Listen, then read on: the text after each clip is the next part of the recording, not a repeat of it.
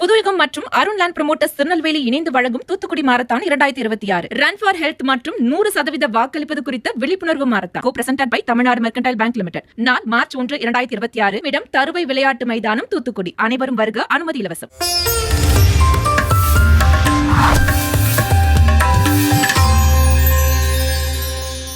அனைவருக்கு வணக்கம். பாரம்பரிய திருவள்ளுவர் குல வம்சம் பிரசன்ன ஜோதிடர் சுபமாரிமுத்து திருப்பூரிலிருந்து இந்த பதிவு உங்களுக்காக. இந்த சித்தர்கள்லையே ஒரு பெரிய அற்புதமான ஒரு விஷயம் என்னன்னு கேட்டிங்கன்னா, சித்தர்களுடைய பாரம்பரியத்தை நம்ம தெரிஞ்சுக்கணும் இல்லையா? ஒவ்வொரு சித்தர்கள் யாருக்குமே தெரியாமல் தலைமறைவாயிருக்காங்க. எப்படி தலைமறைவானாங்கன்னு தெரியணும்ல. இந்த உலகத்தில் இப்போவும் பாருங்கள், மனித பிறவி எடுத்து யாராரோ வந்து அமைதியாக இருப்பாங்க. அவங்க உடம்புக்குள்ளே சித்தர்கள் குடியிருப்பாங்க, அது நம்மளுக்கே தெரியாது. அப்படி இருந்த மகான்கள் எல்லாம் இந்த தமிழ்நாட்டுக்குள்ளே ஒவ்வொரு இடத்துலையும் போய் ஒரு ஜீவ சமாதி ஆகியிருக்காங்க. அப்படின்னா பாருங்கள், இன்றைக்கும் பார்த்திங்கன்னா ரொம்ப பவர்ஃபுல்லான இடங்கள்லாம் நிறையா இருக்குது. நம்ம தெரிஞ்சிக்க வேண்டியது நிறையா இருக்குது. இந்த சித்தர்லேயே வந்து பொள்ளாச்சி பக்கத்தில் அழுக்கு சித்தர்னு ஒருத்தர் இருக்கார். பொள்ளாச்சி பக்கத்தில் ஆனமலை மாசனியம்மன் கோயிலுக்கு ஒரு ஸ்டாப்பு 1 கிலோமீட்டர் தூரத்தில் வேட்டைக்காரன் புதூர்.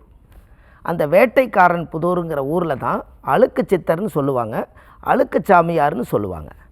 அவர் அந்த காலத்தில் வந்து நோய் தீர்க்கறக்காக அவர்கிட்ட போய் முன்னாடி உட்கார்ந்தோம்னா, சாமி எனக்கு இந்த மாதிரி அல்ல வலிக்குதுங்க, கை கால் வலிக்குது, எனக்கு கண்ணு சரியாக பார்வை மங்கி போச்சு, இப்போ முன்ன மாதிரி என்னால் பேச முடியல, எனக்கு இடுப்பு வலிக்குது, கை காலெல்லாம் நைட்டு தூங்க முடியல, இப்படியெல்லாம் இருக்கிறதுக்கு கடவுளே நீங்கள் தான், எனக்கு உங்களை விட்டால் யார் இருக்கிறாங்கன்னு சொல்லி அந்த காலத்தில் அவர்கிட்ட போய் முறையிடுவாங்களாம். அப்போ அவர் அழுக்கு சித்தர்னு ஏன் பேர் வந்துச்சுன்னா, அவர்கிட்ட கொடுக்கறக்கு இந்த உலகத்தில் எதுவுமே இல்லை. எந்த பொருளை எடுத்தாலும் அது கடவுளோட சொத்துன்னு சொல்லிவிட்டு உடம்பில் இருக்கக்கூடிய அழுக்கவே எடுத்து இந்தா இதுன்னு சொல்லி கையில் கொடுத்துருவாருங்களாம். அந்த கையில் கொடுத்தோன்னே அவங்க எடுத்து அவங்க அந்த உடம்பில் பூசிக்கிறதோ அல்லது முழுங்கிக்கிறதோ எதையாவது ஒன்று பண்ணுவாங்க. அந்த காலத்தில் மிராக்கள் மாதிரி உடனே அந்த அழுக்கு சித்தர் என்ன பண்ணுவார்னா, அழுக்க கையில் உருட்டி இந்தாமா அப்படின்னு கொடுத்து ஒரு ஆசீர்வாதம் பண்ணாருன்னா காலையில் பார்த்தா அந்த நோய் குணமாயிருமாங்க. அப்போ சரியான விஷயம் இல்லைங்களா? இது வந்து இப்போ எப்படின்னு கேட்டால், அந்த சித்தர் வந்து பெரிய ஆடம்பரம் கிடையாது, சின்ன கோயில் தான், ரொம்ப பவர்ஃபுல்லான கோயில். அந்த கோவிலுக்குள்ளே இன்றைக்கி ரொம்ப காலமாக 90 வருஷத்துக்கு முன்னாடி ஜீவசமாதி, 90 வருஷத்துக்கு முன்னாடி ஜீவசமாதி. இன்றைக்கி நீங்கள் போய் பார்த்தீங்கன்னா அந்த கோவிலில் ஒரு கல்வெட்டு போட்டிருக்கும். அதில் அழுக்கு சித்தர் ஜீவசமாதி 90 வருஷம் 92 வருஷம்னு அதில் போட்டிருக்கும்.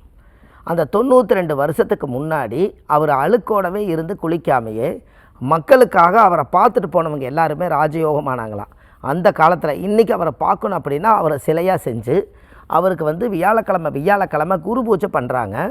அங்கே ஒரு பாயாசம் கொடுக்குறாங்க, குருன்னு சொல்லி சாமி மேலே ஊற்றின பால் கொடுக்குறாங்க, அந்த சாமிகிட்ட படைத்த பிரசாதங்கள் கொடுக்குறாங்க. இதை வாங்கி சாப்பிட்டால் நோய் குணமாகுதுங்கிறது வரலாறு. பாருங்கள், இதெல்லாம் நம்ம சொன்னால் தான் மக்களுக்கு தெரியும், சொல்லலைன்னா எப்படி தெரியும்? அப்போ நம்ம மனசுக்குள்ளேயே வச்சுருந்தா இப்படி ஒரு சித்தர், இப்படி ஒரு பிரமிப்பானவங்க இருக்காங்க நம்மளுக்கு தெரியுமா? பாருங்கள், அந்த சித்தருடைய பூமி வந்து பயங்கர பவர்ஃபுல். அந்த பயங்கரமான பவர்ஃபுல் அந்த இடத்துல மண்ணை மிதித்தாலே நம்ம கர்மா குறையுது. யாருக்கெல்லாம் பிரச்சனை இருக்குதோ, கடன் பிரச்சனை மெயினாக இருக்கிறவங்க, நோய் பிரச்சனை இருக்கிறவங்க ஒரு முறை அந்த வாழ்க்கையில் அங்கே போயிட்டு வாங்க. ஏன் அப்படின்னா, கடன் என்பது முன்ஜென்மத்தினுடைய கர்மா, நோய் என்பது வம்சாவளியிலேருந்து வரக்கூடியது. இந்த ரெண்டும் சேர்ந்து பாரம்பரிய தோஷமாக மாறுது. அதுக்கு ஒரு சித்தர்கள் வந்து தியானம் செய்திருக்காங்க. அப்படின்னா பாருங்கள், இந்த அழுக்குன்னு எடுத்துட்டாலே சனியோட ஆதிக்கம் வரும். ஜோதிடத்தில் சனியோட ஆதிக்கம் வந்து அழுக்கு. அப்போ சனி என்பது கர்மா. நாம் போன ஜென்மத்தில் என்ன செயல்பாடு செய்தோமோ அந்த செயலுக்கு உண்டானதுக்கு தான் தீய கர்மாவா இல்லை நல்ல கர்மாவா அப்படிங்கிறத, புண்ணிய கர்மாவா பாவ கர்மாவாங்கிறத கடவுள் முடிவு பண்ணி நம்மளுக்கு சில தண்டனைகளை கொடுத்து வச்சுருப்பார். இதை சரி செய்கிறதுக்கு அந்த சித்தருடைய கோவிலுக்குள்ளே ஒரு பெரிய ஒரு பவர்ஃபுல் என்னென்னா, பெரிய பெரிய பதவியில் உள்ளவங்க எல்லாரும் அங்கே போய் பௌர்ணமி அன்னைக்கு ஒரு இரவு அங்கே இருந்து தங்கி பூஜை பண்ணுறாங்க. அங்கே எல்லாம் பூஜையெல்லாம் பண்ணி சாமியெல்லாம் கும்பிட்டு குரு பூஜை நடக்குது. அவர் மேலே நிறைய பாட்டு எழுதி பூஜை பண்ணுறாங்க. அவங்கள அந்த ஒரு நறுமணம், அங்கே ஒரு விபூதி வாசம், உள்ளுக்குள்ளே போனோடனே அந்த கோயிலுக்கு ஒரு விபூதி வாசம், சந்தன வாசம், அந்த சித்தர்களுக்கு உண்டான அந்த மகிமையான ஒரு மகத்துவம், இது எல்லாமே அந்த கோயிலுக்குள்ளே பரம ரகசியமாக இருக்குது. ஆனால் சாமியோட பவர் என்னன்னு கேட்டிங்கன்னா, அவ்வளோ அழகாக சுத்தமாக பூஜை பண்ணுறாங்க. அந்த ஆத்மா பூஜை பண்ணுறாங்க. அதுக்கு தகுதி உள்ளவங்க தான் அந்த ஆச்சாரமாக அங்கே உள்ளே இருக்காங்க. அப்படின்னா பாருங்களேன். அப்போ அதுக்கு 3 கால பூஜை நைவேத்தியம் நடக்குது. அந்த கோவிலில் இருக்கக்கூடிய சக்திகள் எல்லாம் இப்போ தான் வெளியில் வருது. இது மூலிமா அங்கே இருக்கக்கூடிய இறையாற்றல் அந்த கோயிலுக்குள்ளே போய் உள்ளே தூங்கி இருக்கிறார். கொஞ்ச நேரம் படுத்துக்கிறாங்க. மனக்கவலை இருக்கிறவங்க கொஞ்ச நேரம் தியானம் பண்ணுறாங்க, தவம் செய்கிறாங்க. இதெல்லாம் பண்ண நம்ம உடம்புக்குள்ளே இருந்து ஏதோ ஒரு புத்துணர்ச்சி நம்மளுக்குள்ளே வருது. அப்போது தியானத்துக்கும் தவத்துக்கும் அவ்வளோ பவர் இருக்கிறனால சித்தர்கள் அந்த காலத்துலேயே அந்த வேலையை எடுத்துக்கிட்டாங்க. அப்போ அவங்கெல்லாம் அந்த காலத்தில் நோய் இல்லை, ஆஸ்பத்திரிக்கு போகலை. சித்தர்கள் எல்லாம் ஆஸ்பத்திரிக்கு போகலை. வைத்தியத்துக்கு ஏதோ ஒரு மூலிகை சாப்பிட்டுட்டு அப்படியே உலக மக்களுக்காக வாழ்ந்தாங்க. அந்த காலத்தில் ஏதோ ஹாஸ்பிட்டல் எங்கே, நம்மளுக்கு ஆப்ரேஷன் எங்கே, எதுவுமே கிடையாது. அந்த காலத்தில் மூலிகையை தான் வைத்தியமாக மாற்றியிருக்காங்க. அதனால தான் அந்த சித்தர்கள் எல்லாத்துக்கும் என்ன மூலிகையை சாப்பிட்டால் நம்ம நோய் அடிவேர்லேருந்து வரக்கூடிய நோய் குணமாகுங்கிறது அவங்களுக்கு தெரியும். இதுக்கு நம்ம சித்தர்களை கையில் எடுத்துக்கிட்டால் நம்மளுடைய பாரம்பரிய முன்னோர்களுக்கும் நம்மளுடைய சித்தர்களுக்கும் தொடர்பு இருக்கும், இல்லாமல் எல்லாம் போகாது.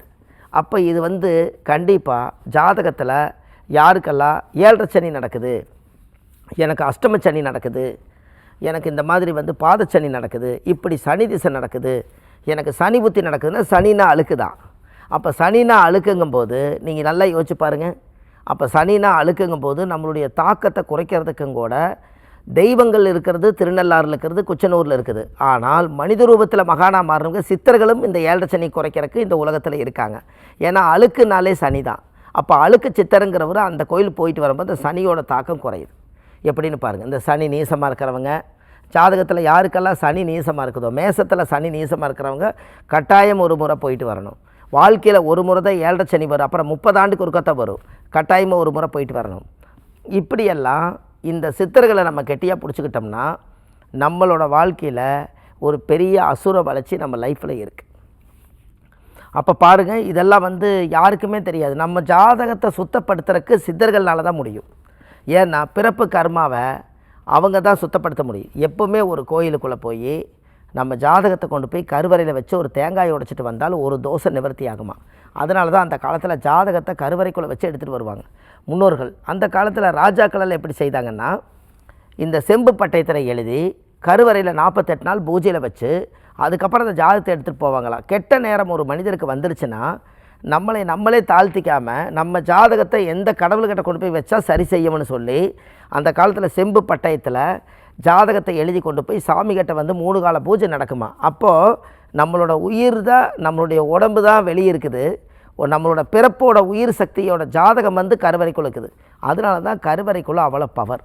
அதனால தான் கரு அறை அது எப்போவுமே இருட்டாக தான் இருக்குமா. அப்போது ஒரு தாயுடைய கர்ப்பத்துக்குள்ளே ஒரு குழந்தைங்க கூட இருட்டாக தான் இருக்குமா. அதனால தான் கருவறைக்குள்ளே லைட்டு போடாதீங்கன்னு சொன்னாங்க.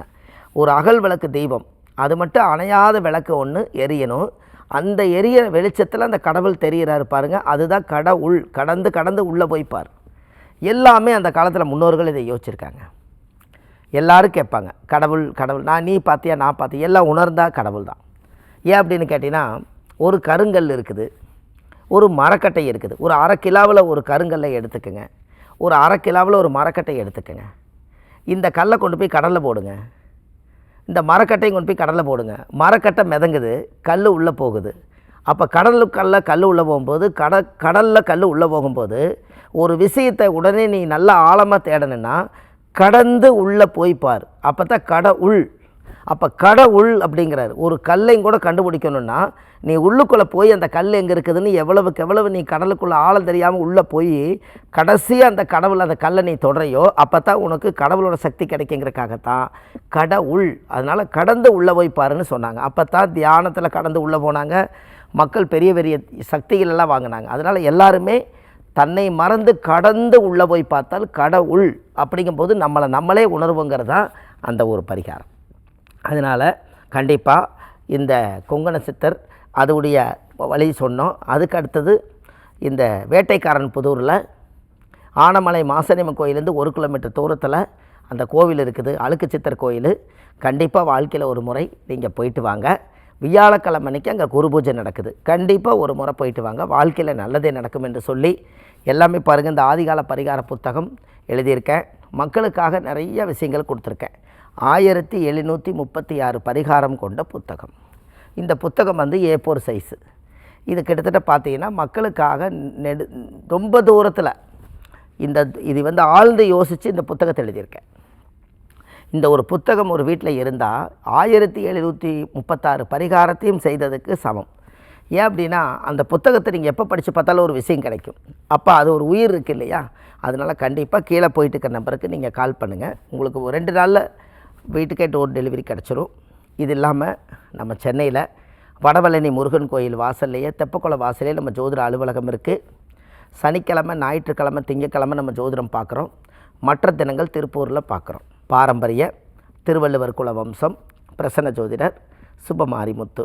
வாழ்வது ஒரு முறை, வாழ்த்தட்டும் தலைமுறை. நன்றி, வணக்கம்.